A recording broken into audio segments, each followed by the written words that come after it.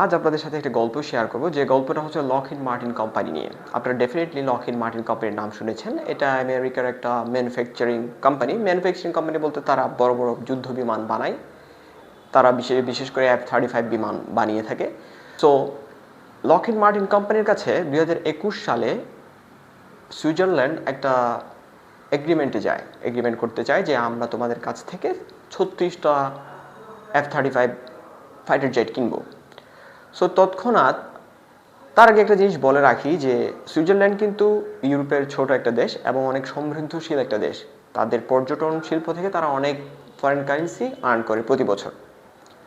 So agreement করতে যখন গেল লকহিড তৎক্ষণাৎ কোম্পানি বলল যে আমাদের সাথে এগ্রিমেন্ট করবা ভালো কথা, তার আগে তুমি পেন্টাগনের সাথে কথা বলে আসো এই ব্যাপারটা নিয়ে।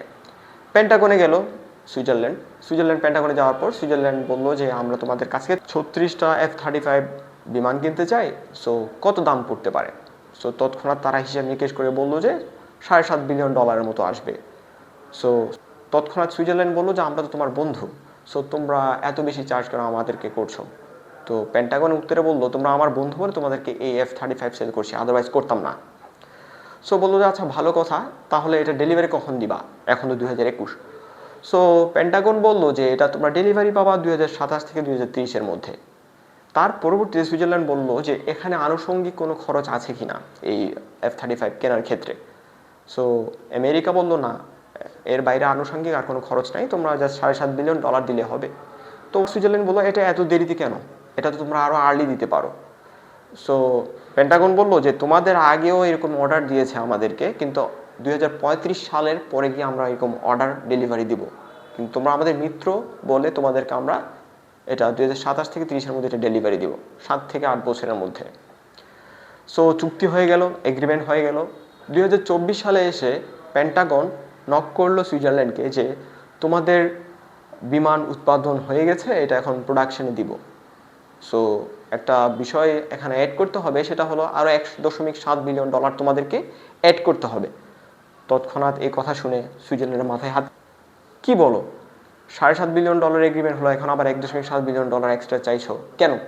তৎক্ষণাৎ বললো তোমাদের বিমানে কি তোমরা কোনো ধরনের সফটওয়্যার সিস্টেম চাও না, মিসাইল কিট চাও না, বা কোনো ধরনের অ্যাভিওনিক্স চাও না? তো তৎক্ষণাৎ অবশ্যই চাই, এগুলো তো সব বিমানের সাথে থাকে, সব ফাইটার জেটের সাথে থাকে। তো পেন্টাগন বললো থাকে ঠিক আছে, কিন্তু বর্তমান সময়ে বিভিন্ন যুদ্ধের কারণে, বিশেষ করে ইউক্রেন যুদ্ধ এবং গাজা যুদ্ধের কারণে আমাদের দেশে ইনফ্লেশন রেট অনেক হাই। সো তোমাকে আরও বাড়তে $1.7 বিলিয়ন দেওয়া লাগবে।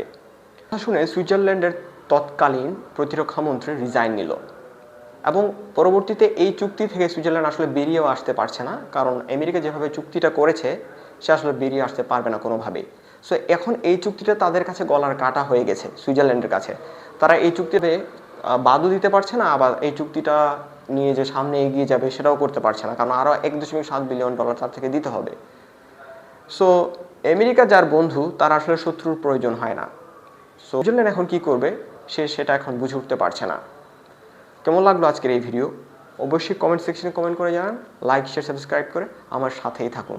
Stay tuned for more.